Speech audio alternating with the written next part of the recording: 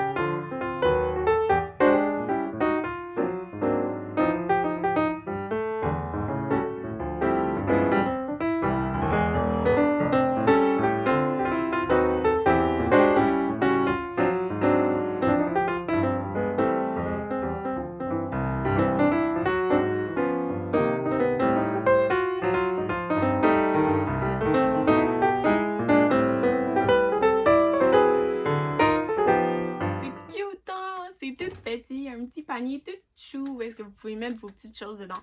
Et en même temps, ça vous fait penser à l'histoire de Ruth. Bon, alors on va aller voir Véro qui nous propose une illustration, quelque chose pour nous faire penser. Très intéressant. On va aller voir qu'est-ce qu'elle fait.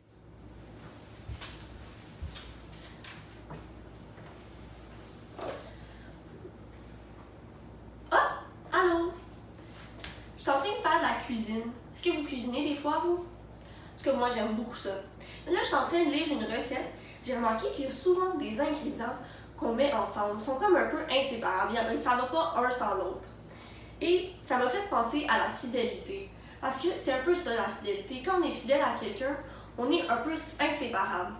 Et ça me faisait penser à l'histoire de Ruth et Naomi, qui étaient fidèles l'une à l'autre et elles étaient inséparables. Donc, on va faire un petit jeu. Je vais vous montrer un ingrédient et vous allez me dire c'est quoi son inséparable. Donc, je vais vous montrer un ingrédient et vous me dites c'est quoi, avec quel autre ingrédient ça va bien. On va voir si vous pensez comme moi, de la même façon. Je vais regarder dans mes armoires. Ok, on commence avec un pas trop difficile. Le sel. Est-ce que vous avez trouvé c'était quoi son inséparable? Et oui, vous avez bien deviné. C'est le poivre, sel et poivre. Bon, je vais regarder dans mon frigidaire. La moutarde. Est-ce que vous savez ça va bien avec quoi d'autre? La moutarde, c'est quoi son inséparable? Avez-vous trouvé? Si vous avez dit le ketchup, ben oui, c'est ça, ketchup, moutarde, ça va bien ensemble. Et puis, des fois, il y a la relish qui va bien avec ça. Ça, vous avez dit relish, ça serait pas mauvais non plus.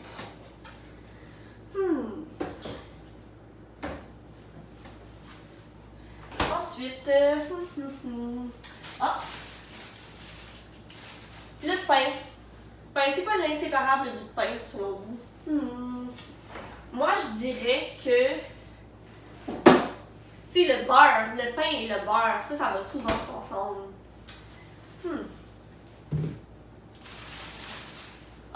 Je vais regarder dans mon tiroir ici. Fourchette. Fourchette, c'est quoi l'inséparable de la fourchette? Avez-vous trouvé? Ben oui, couteau et fourchette, ça va souvent ensemble, ça. C'est un autre duo inséparable.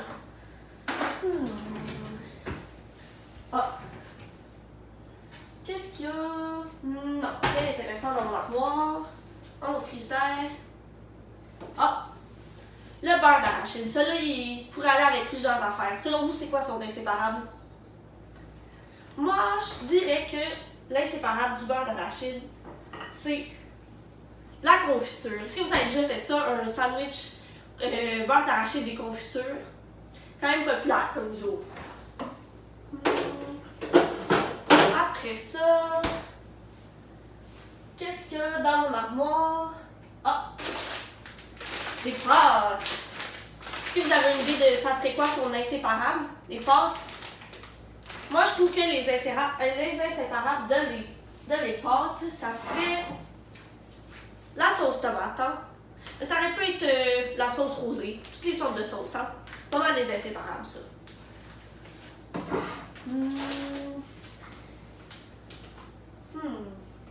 Ah! Une tasse. Selon vous, c'est quoi l'inséparable de la tasse? Moi, je dirais que l'inséparable de la tasse, c'est le café. Parce que qui aime pas ça, se faire un bon petit café le matin? Une tasse de café.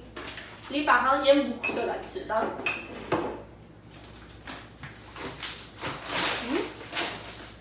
Ensuite, qu'est-ce qui reste d'autre dans mon armoire? Ah! Le miel. C'est quoi l'inséparable du miel selon vous?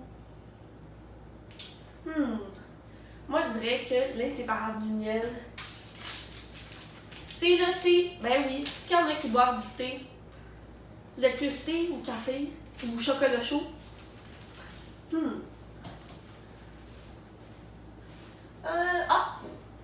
J'ai ça ici. Une râpe. C'est quoi l'inséparable selon vous? C'est quoi le duo qui va avec la râpe? Moi, là, je dirais que c'est le fromage. Ouais. Ben, ça pourrait être d'autres choses aussi. On peut râper des carottes, on peut râper plein de choses, hein. Mais souvent, on râpe du fromage.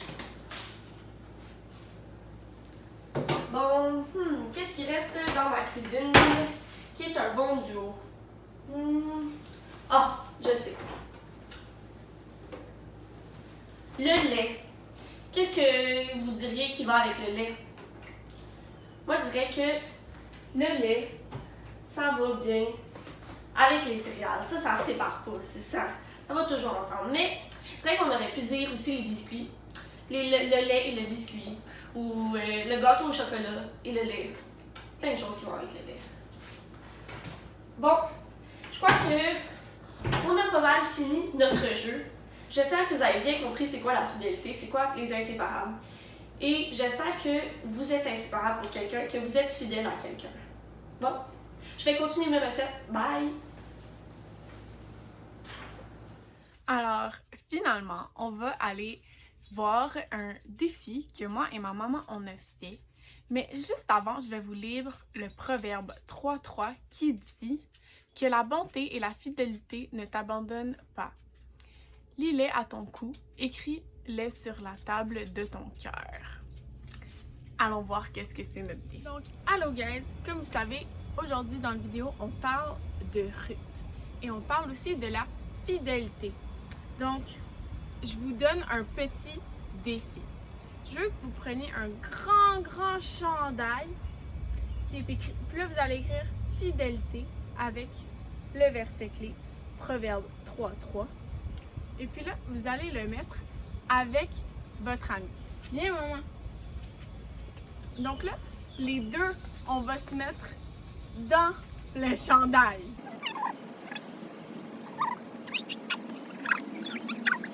Donc, une fois que vous êtes dans le chandail avec votre ami, votre soeur, votre frère, votre mère, comme moi, il faut faire quelques défis. Oh non. Est-ce que vous êtes prêts? On va vous montrer nous. Première chose qu'on fait, on doit marcher. Et on part avec notre pied droit. 1, 2, 1, 2. Ah, c'est pas pire, pas pire. Ok, deuxième défi. Sauter. Oh merde, non, on saute pas. Attends, j'ai soif.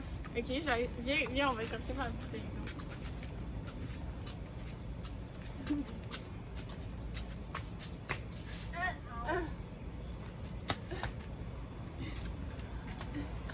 Ah, mon cou! Ok, faut que tu m'aides. J'en veux moi aussi. Attends, on veut, ok. Ok. Faudrait balayer. C'est tout ça à la terre. Ouais, ok, viens, on va essayer de faire du balai, ok? Du balai là-dedans. Je vais prendre n'importe poussière. Ok. Oh, ok. Balai un petit peu. Ok, là, faut que tu te penches avec moi. 1, 2, 3. Ok, on balaie. Oh, ok. Ah. Viens.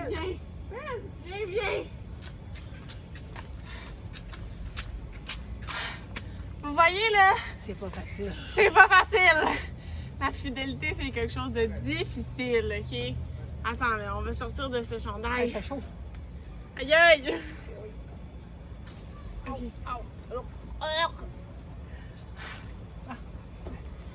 Donc, je vous propose de l'essayer vous chez vous à la maison, ok? La fidélité, c'est quelque chose de...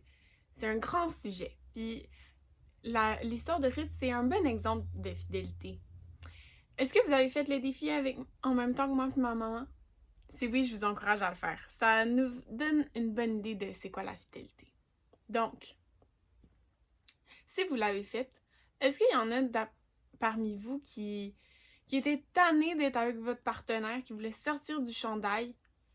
Vous étiez tanné, vous étiez fâché ou triste ou frustré. Moi, je dois dire que j'étais vraiment tannée. Là. J'avais hâte de sortir de ce chandail.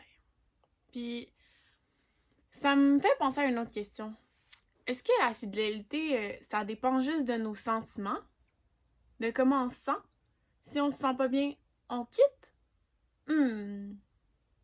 Avec la vidéo d'aujourd'hui, je pense que vous savez déjà la réponse. Alors, on va prendre un petit moment pour réfléchir ensemble. Mais d'abord, une charade.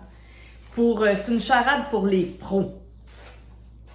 Mon premier est la première lettre de la 4e note de la gamme et la 2e lettre de la 3e note de la gamme. Je répète parce que c'est un peu complexe. Mon premier est la première lettre de la 4e note de la gamme et la 2e lettre de la 3e note de la gamme. Mon deuxième se retrouve presque dans tous les jeux de société et ça nous permet d'avancer. Mon troisième est très utile le soir lorsque nous sommes fatigués. Mon quatrième est une boisson chaude que les Anglais aiment bien déguster. Mon tout est la principale qualité de Ruth. Est-ce que vous l'avez deviné? Je crois que oui. Alors, la réponse est fidélité. Alors, la fidélité. Qu'est-ce que c'est ça, la fidélité? C'est un mot savant, mais qu'est-ce que ça peut vouloir dire dans notre quotidien?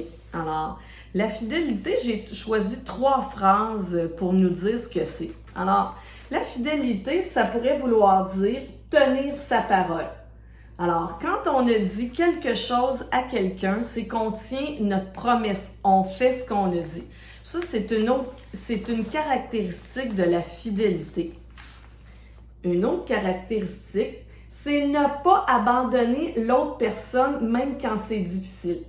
Vous savez, c'est facile d'être ami avec quelqu'un quand il est gentil puis qu'il fait tout ce qu'on lui demande de faire. C'est facile d'être là pour quelqu'un qui est gentil, mais quand on a une difficulté, quand on a une chicane, quand ça va moins bien, alors c'est là où la fidélité entre en jeu. On n'abandonne pas l'autre personne. Et dans la vie, les adultes, c'est comme ça aussi. Dans un mariage, ils ont décidé de rester ensemble, coûte que coûte, même quand c'est difficile. C'est ça, être fidèle à quelqu'un.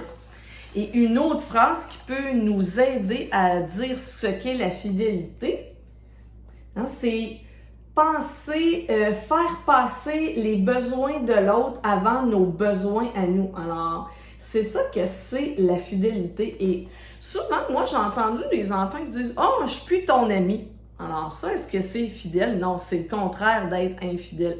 Être fidèle, c'est toujours être là. Et il y a un verset de la Bible qui dit « L'ami aime en tout temps et dans le malheur, il se montre un frère.